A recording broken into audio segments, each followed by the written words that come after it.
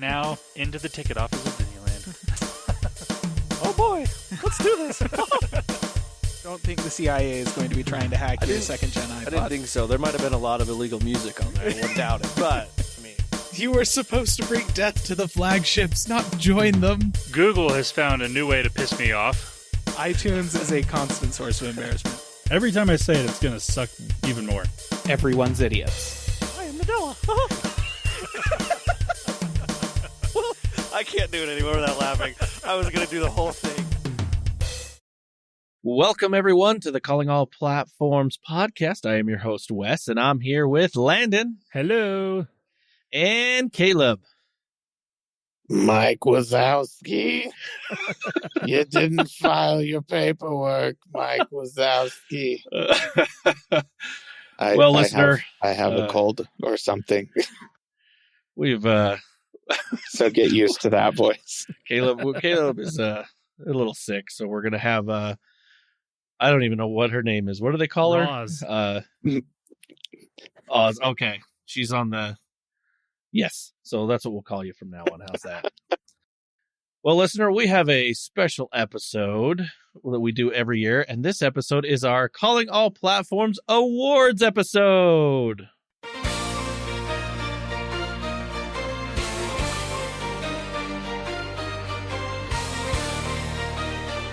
Why, yes. Thank you for joining us and listening in on our Calling All Platforms Award episode, where we have all sorts of technology things, certain worst tech names of the year. We have the biggest sigh of relief of the year, as well as the biggest surprise of the year, and many more categories that we have voted for. And we, by Caleb, Landon, and I.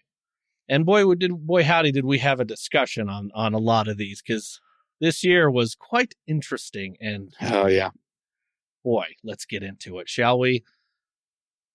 We're going to start off with the worst tech name of the year. All right. The categories here, or the worst tech name of the year with all these here. First one is Dell. The Dell Pro. The Dell Pro Max Plus. Pretty terrible name. I forgot about that. We have the TCL's, I have to say it, Amy. Yes, listener. Amy, spelled A-I-M-E. We have the Xbox Backbone Sorry, let me start that. It's so terrible. Xbox Backbone One Xbox Edition. Oh, that one's so bad. We also have T-Satellite, the Pixel Snap, and the Snapdragon Elite Gen 5. And we decided... The TCL's Amy, it's Amy, is the winner of this one. We did think that the Xbox Backbone One Xbox Edition was the runner-up to that. Oh, but yeah. all the rest of these are pretty terrible. Yep. On there. So, all right, we'll go to the next one here. Go ahead, Caleb, take it away. All right. Next category is going to be the worst keynote of the year. And the nominees for this category are the Made by Google event hosted by Jimmy Fallon and Apple's awe-dropping event, which, that one was a disappointing in a fairly predictable Apple event sort of way. Whereas the Made by Google, hosted by Jimmy Fallon, is our winner for this year, because why would you get Jimmy Fallon to come and host a tech event, Google? This whole concept just came out of left field and was executed on about as well as that sounds like. Yeah, it was so cringy to watch. I still can't believe I watched the whole thing. I'm glad I watched it at 2x speed because it was so bad. Oh, jeez. So we should have bad. all rewatched it just to... No. Absolutely not. Oh, yep. All right, moving to the next category. Landon. All right, the next category we have is the HP Printer Worst Platform of the Year Award. This one... height race in this one, man. Yeah. Oh, my gosh. we actually have quite a few different nominations for this one. The first one that we came up with, I actually forgot about until we were looking back on this list, but Honey, that was the software that lets you it tracked prices and gave you discount It was supposed to give you the best coupon codes, that's codes right. available for your Yeah. purchase, but it turned out it wasn't actually doing that, and it was also stealing money from anyone that may have referred you to that product in the first Yeah. place. And they were kind of extorting money out of the people that were selling you the product as well. Yeah. That was real bad. That Ugh. was so bad. So there's that. The RTX 50 series, I think that's kind of self-explanatory. Just anything yes. NVIDIA at this point. Yeah, that's true. Netgear smart parental controls. And this one, I don't think we actually discussed on the podcast, but it was put there because I went into my Netgear app before I switched over to Google Fiber just to do some things on there. And I realized that in order to do any parental controls, I have to now pay for a subscription, which is stupid. Like, I can't. That sounds just like an HP printer platform, though. Yeah. So I mean, Like, dude, So bad. So bad. Yes. The next nominee on this one is Crucial. And for then not existing anymore. yeah. And then Windows 11, also fairly self-explanatory. And then Yep. just like the entire AI industry, which kind of falls into Windows 11, RTX 50 series, kind of everything really. I think we just said that just because it's pushing most of the things that makes it the worst platform of the year. So. Yeah. It's definitely not helping any situation, that's for sure. No.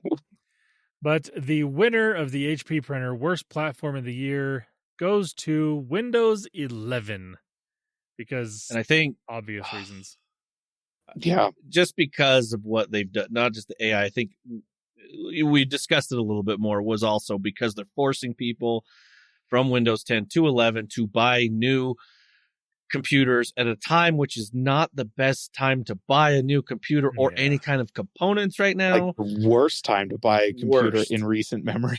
Yes. And Yeah. just and all the additional things that you could add to that. That's Yeah. why we went to that Well, one. and in addition to adding a whole bunch of AI powered quote unquote features that nobody wants and nobody is using, which is a factor that just recently we've found out Microsoft is well aware that nobody Yes, wants yep. these and nobody is using them, forcing them onto your operating system anyways.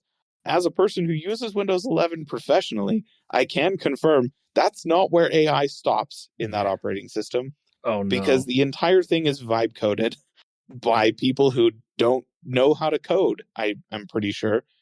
I think because Microsoft has been demanding that they use Copilot to code the OS that they're stuffing Copilot into. Yeah, it's just an entirely vibe coded hot pile of garbage. So yeah. There it is. HP worst printer, worst. I can't even say it. HP printer's worst platform of the year. It hurts too much. He can't even speak the name of It HP does. printer. As the Microsoft guy of the podcast that would have been named, that it's just sweet. It's great to talk about this. So, all right, we'll get to the next category here. We have the biggest sigh of relief, or biggest sigh of relief of the year. We have two nominees. The first one comes in from Caleb, is ditching Windows, listener. Like, I that, recognize this may be an entirely personal nomination, but boy, was it a huge sigh of relief for me. But it was. I mean, yeah, it was. And then we have the Qi 2 finally on Android. And listener, we decided the Qi 2 finally on Android gets the biggest sigh of relief of the year. Just because, yeah, that it is kind of nice to see. Well, it looked like it may not happen again this year because That's true. Samsung didn't put it on their flagship phones. And there were rumors that Google was going to put it on the Pixel phone, but you never know with Google. Luckily, they finally did. And unfortunately, it's still the only main flagship phone that you can buy anywhere that has Qi 2 built into the phone. Yeah. So hopefully 2026 is the year of Qi 2. I don't know. guess we'll see. All right, moving on to the next category. Take it away there, Caleb. All right. Next up, we have the biggest surprise of the year. And the nominees are Gaming on Linux, which I suppose is probably worth noting is only really a surprise to us on this podcast because it took until now for one of us to try it. Also, boy, I mean, it's been in. It works surprisingly well, I've got to say. Hey, that's one benefit of Windows 11. There you go. There you go. The next nominee is AirDrop on Android, and Apple not immediately killing it somehow. The one, again, Qi 2 finally being on Android. We are kind of surprised that it did happen. Yeah. We're relieved and surprised.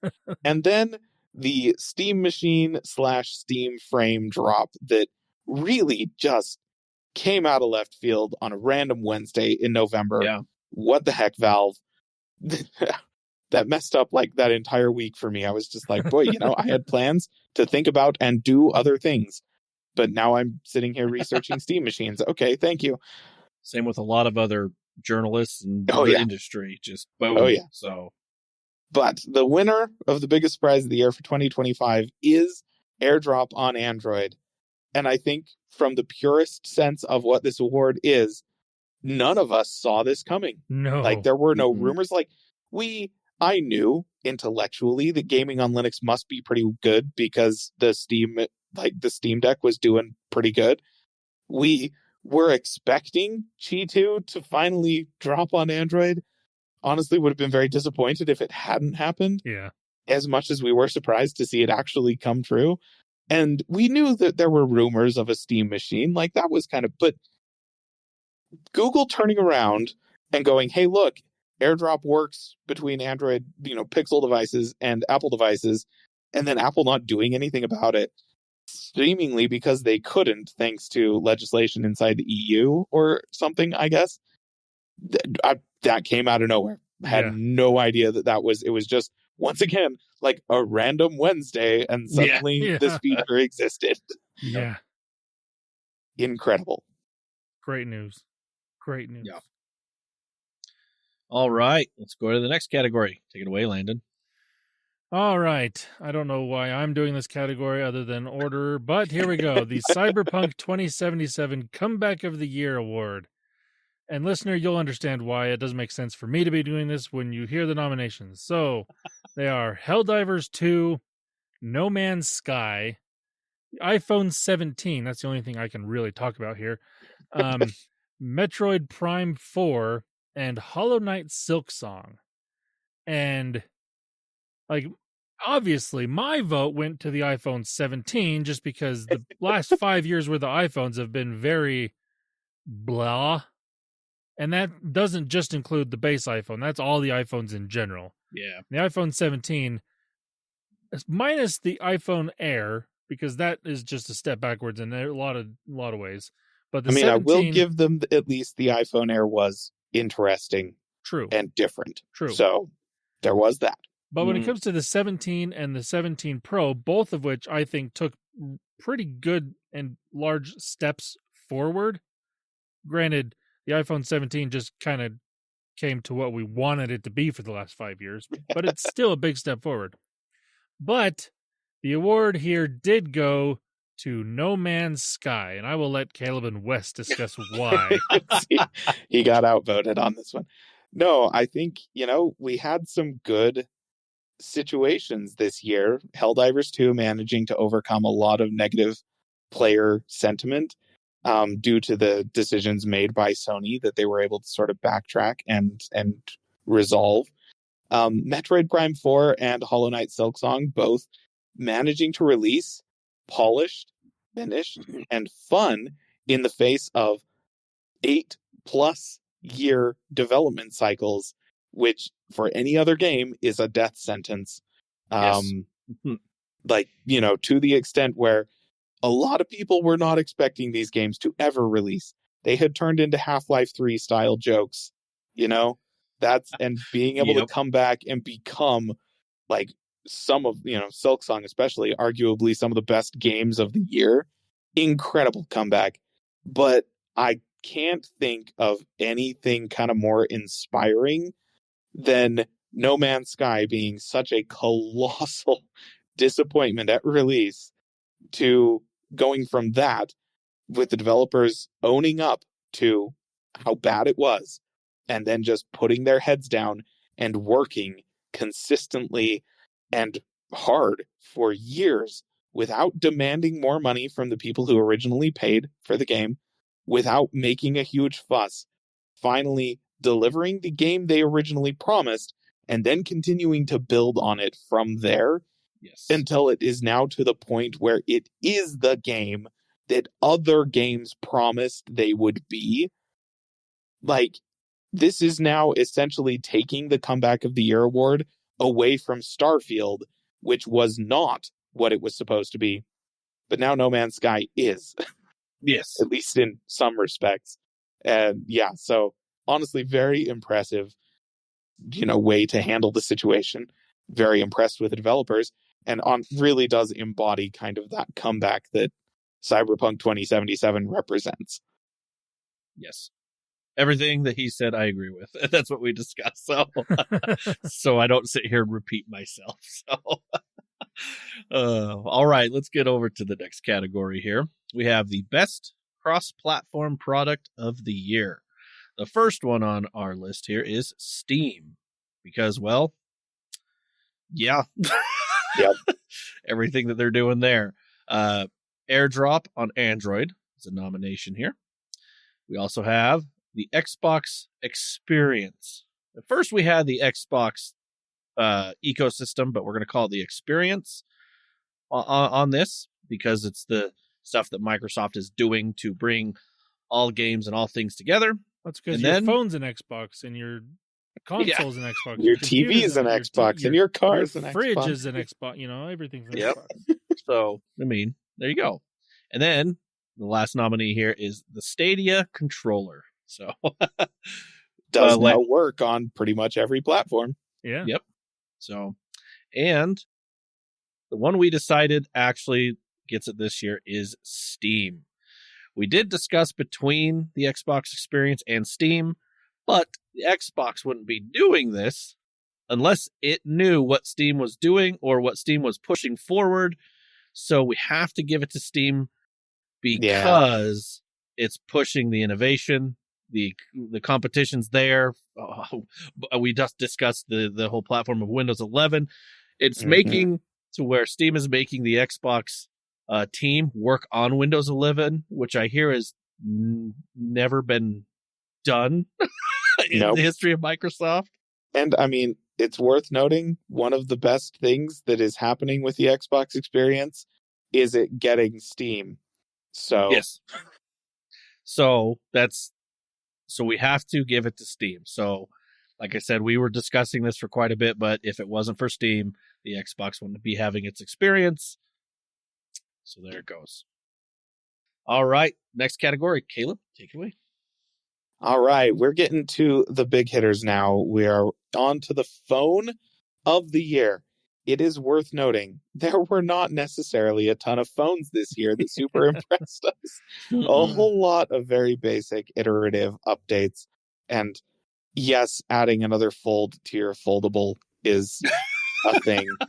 I guess it's more impressive you can fit an even bigger screen in your pocket. That's cool. It's still not a tube of chapstick that rolls out into a full-size phone.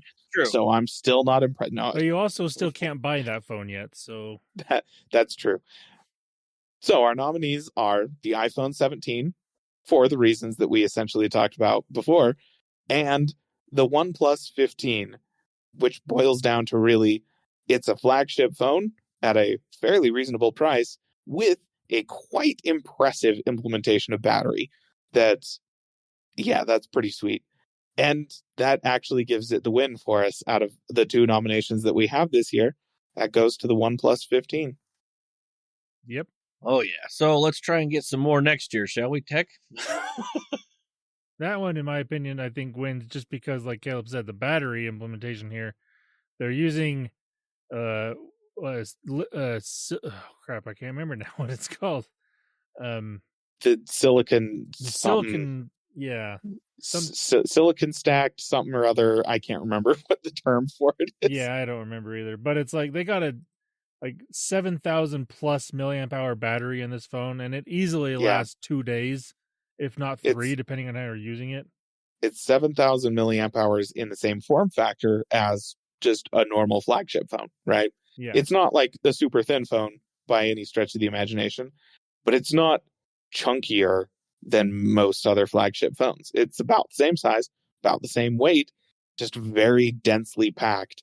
And that's pretty, that's an impressive feature in a year full of not terribly impressive features. Yeah, I just looked it up. It's a 7,300 milliamp hour battery, and it's a silicon carbon battery is what it is.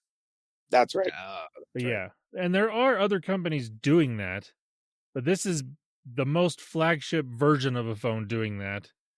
And for, like Caleb said, a reasonable price. I mean, it's still flagship pricing, but it's relatively reasonable. And yes, 7,300 milliamp hours in the size of phone is just awesome. Yep. Agreed. Hopefully next year we'll have more category or more nominees for this. Oh, please. Please. All right, let's move on to the next one. Go ahead, take it away there, Caleb. You mean Landon? Or Landon. It's sorry. my turn. Yep. All right. My bad. The next category on the list is Tech of the Year. And once again, nominated here is AirDrop on Android. Again, we were very impressed by that, in case you couldn't tell. Yeah. Very, very, very happy circumstances there. Cheap e-bikes, which is not necessarily something we talked a lot about, but it is something to talk about. And then Bazite/Linux also being in the category of Tech of the Year. And the one that we ended up going with here is cheap e-bikes. Now, we went with this one because on the Linux side of things, a lot of things have been happening this year that is going to make people switch, and has already started making people switch from Windows to Linux. But we all agreed that 2026 is probably going to be the year that more and more people actually switch over to Linux on a more average user type basis. And then AirDrop and Android, as cool as it was, it's already somewhere else winning. And it's just, it's not quite as world shaking as the other two nominees. It's small, it's nice, but not as big in its implications. Yeah. But cheap e-bikes, we went with that one because that's something that the three of us collectively have seen more and more of these cheap e-bikes in the wild on a fairly regular basis in the last year. Like, I mean, they've been around for quite a while, but it has been the last 12 months, if even not the last 6 months, that there's been so many more of these things coming about, to where I mentioned when we were talking about this, like the city that I live in has sent out an email a week before Christmas, be like, hey, by the way, if you are giving any of these e-bikes to your kids or to people you know, here are the laws for the state that we live in, like categorizing these e-bikes and where yours will fall into, like what you need to do if you need to register it because it goes fast enough that it is considered a electric motorcycle, or if it's slow enough to be considered a bike or a scooter, or different. Like, they felt the need to actually talk about this. Yeah. And because there are just so many coming out and being on the streets nowadays, that it's turning into kind of a phenomenon. And especially like in our area, we live in a college town. Like, I've recommended like e-bikes or electric scooters or different things to any college student because it's significantly cheaper than a car. You don't have to register it in most cases, and it will get you where you need to go, and you can take it inside. Whereas a car, you can't really do that with unless you want to bust through a building. Don't have to pay for a parking pass. Holy cow. So, that's why cheap e-bikes is, for us, the tech of the year. So they represent like a kind of tectonic shift in the affordability of convenient travel. Whereas before, right, like just bicycles in general is affordable fairly effective travel, but it is somewhat restricted by your own physical ability Yeah. to propel the thing, Mhm. and the circumstances under which you need to be able to arrive at a place, right? Like if you're riding the thing to work, but your work doesn't have like a shower or something like that there, Yeah. then doing it in the middle of summer might not really be an option for you, But these things, they're a self-propelled electric vehicle, which is very inexpensive to own, very inexpensive to procure. Now, e-bikes have existed for a while, but they've been coming down in price, and they've now hit the point where broad adoption is really possible. So yeah, it's a very impressive kind of shift in what that could mean for society at large. And I, also wanted to take this opportunity, since we're talking about it anyways, listener, if you have one of these things and you know somebody that has them, please respect them with what they are. They are not bicycles, and you are not 12 years old. Get off the sidewalks. Okay. Bikes are meant to be ridden on the road, even when they're not electric. And these things, at the minimum, are capable of 10 to 15 miles an hour. That should not be on the sidewalk under any circumstances. If you have dedicated bike lanes available around you, sure, use them there. That's probably fine. But honestly, get comfortable riding them out on the street. If you're riding them on side streets, you're likely going just as fast as the cars, because these are fairly effective replacement for individual car transport in a heavily car-dependent society like we live in. So long as you live just within, 5 to 10 miles of everywhere you need to go on a regular basis, this is a pretty impressive piece of technology that is available to you now. And that's super cool, very respectable. The single caveat is just get off the sidewalks. Yeah. Ride it in the road. If you're not comfortable riding it in the road, get comfortable riding it in the road. There's not really any other way around that. That's where it should be. But yeah, it's pretty impressive, and we're pretty pleased with it. All right. We're going to go ahead and move on to the next category here. We have the game of the year. Big hitters here. First nominee is Claire Obscure Expedition 33. The next one is Hollow Knight Silksong and Elden Ring Night Rain. This one actually had a bit of discussion. Obviously, Landon had strong thoughts. I had so many thoughts on this. These, and man, he convinced both Caleb and I that it should go to. Listener, I have to say, they wanted to fill the category with Nintendo games. I was like, no. That's not going to happen. That's exactly it. It was interesting, the discussions we had, but we'll get into what it is. I'm going to tell you what won, and then we'll kind of discuss why. We're going to give it to Claire Obscure Expedition 33. We had talked, we talked over and over. The first thing we talked about was Hollow Knight Silksong. Pretty much the thing that we loved about it was the indie scene that was just a couple of guys, developers that just kept their head down, worked, got it to where they wanted it, showed a couple videos. I think it was actually at the Xbox reveal of the handheld. Yeah. If I remember, that was the first video. And they pretty much was like, oh yeah, and then next month it'll be out. Yep. And here it goes. Which threw apparently everyone out of whack. Oh, yeah. And it shut down storefronts for people buying and downloading this thing. All storefronts that we heard. Except for GOG. Oh, yes, except for GOG. Okay, fair. And then Elden Ring, Night Rain. I didn't realize this. Caleb, you tell them about this one. So I think that Night Rain deserves recognition. Like, honestly, what a year we've had for gaming. 100%. Frankly, the indie gaming scene this year, could we be talking about Hades 2 on here as well? Sure. Yes. Absolutely. Yeah. Could we be talking about Kingdom Come Deliverance 2? Yeah, 100%. There were so many good AA and indie games that came out this year. Frankly, amazing. Night Rain is on here as essentially the only AAA game that came into this space feeling like it was taking risks. So many AAA studios are so hilariously risk averse that they would never do something like this, right? And some people might look at it and think, what do you mean they're not risk averse? This is essentially just an Elden Ring version of a battle royale. That's like, this is the most trite, overtrod genre in existence. And here they are pushing out some nonsense for it that's just reusing Elden Ring's assets. Couple things there.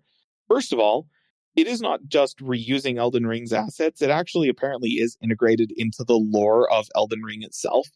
So, no, it's part of the Elden Ring franchise. Second, I don't know if you've ever seen a From Software game before, but nothing is further from what a From Software game is than a battle royale. So From Software going, you know what?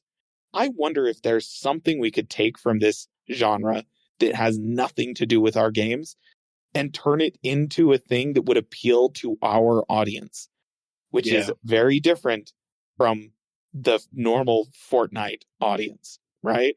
And the fact that they did that, committed to it, released it, and were successful with it, incredible. Like, this is kind of the only AAA game that came out this year that I was like, that feels like there were a lot of risks that they were taking there. And I love to see that, you know? That's really cool. But yeah, I mean, Expedition 33, they win it for kind of being everything that Silksong was, in terms of this is just an indie development studio putting their heads down and saving the game until it's ready to go, and then releasing this incredibly polished, super like engaging, super like you can tell it was built with love experience. And it also is like a risk-taking moment, right? Especially for an indie development studio. Honestly, Expedition 33 feels special and exceptional in, I mean, pretty much all of the same ways as Baldur's Gate 3. So not necessarily surprising that to see them on here and to see them winning. And I know it probably feels a bit like a cop-out, listener, to hear us saying this after the Game Awards said the same thing over and over and over again by giving them like a dozen different awards. Right. Here's the problem, though, listener. They earned them. They earned those rewards. Like, the game's that good, guys. Sorry. Would agree. And this is our reward, so there you go. All right. We'll go ahead and move on to the next category. Go ahead, Caleb. All right. Now we come to what I think is probably the single most prestigious award that we give at the Calling All Platforms Award. Doom of the Year. So, we say, we're fond of saying on this podcast that Doom modders are just the most blessed and holy people on the internet. I stand by that.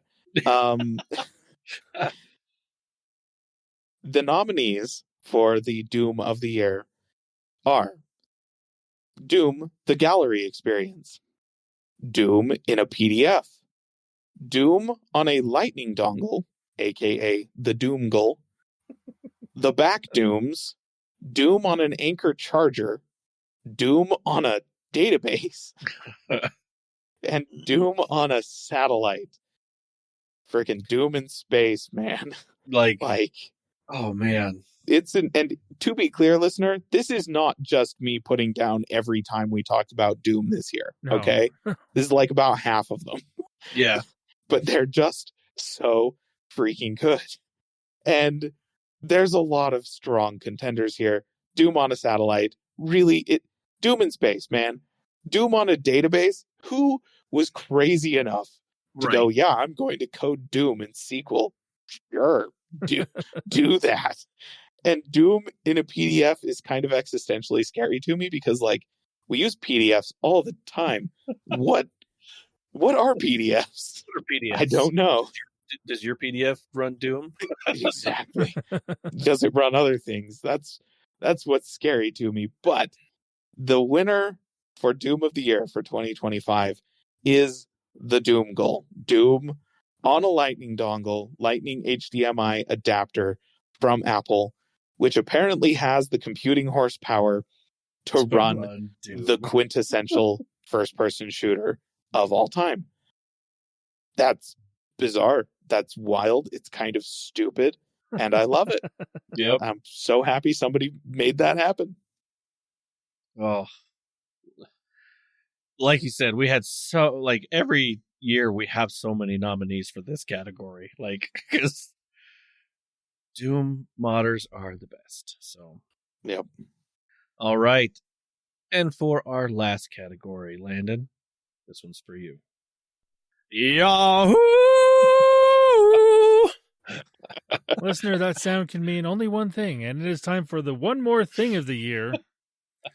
And this year I limited it down to 3 of the one more things. We did have more than that, but these were the 3 favorite.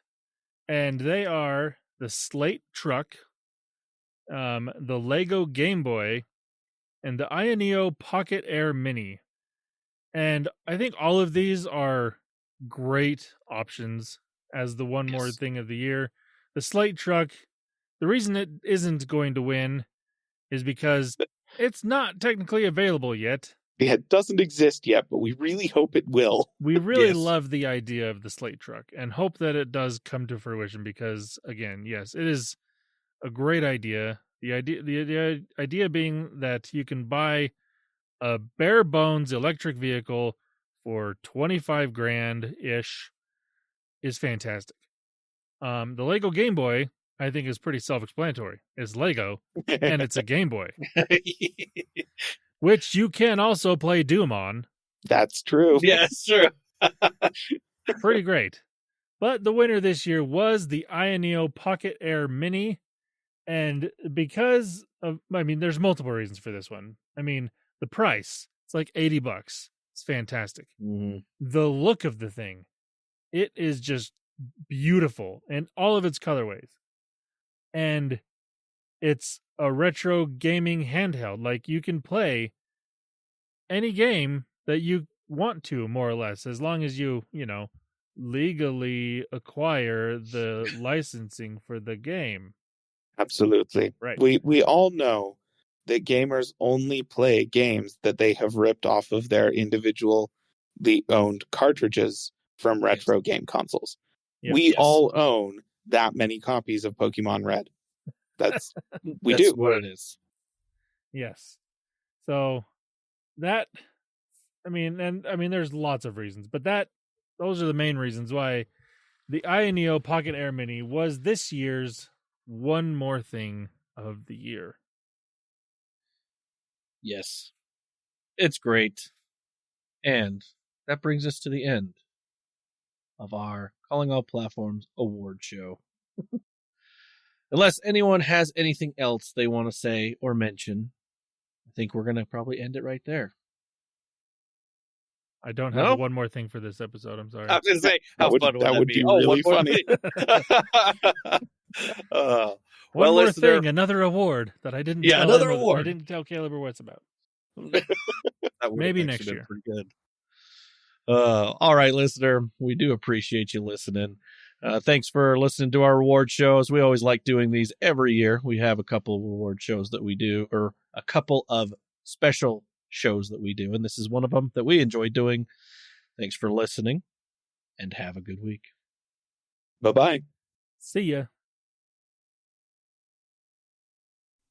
Calling All Platforms is a production of Supporter Sound Studios. To learn more about how you can support the podcast, go to www.patreon.com/callingallplatforms.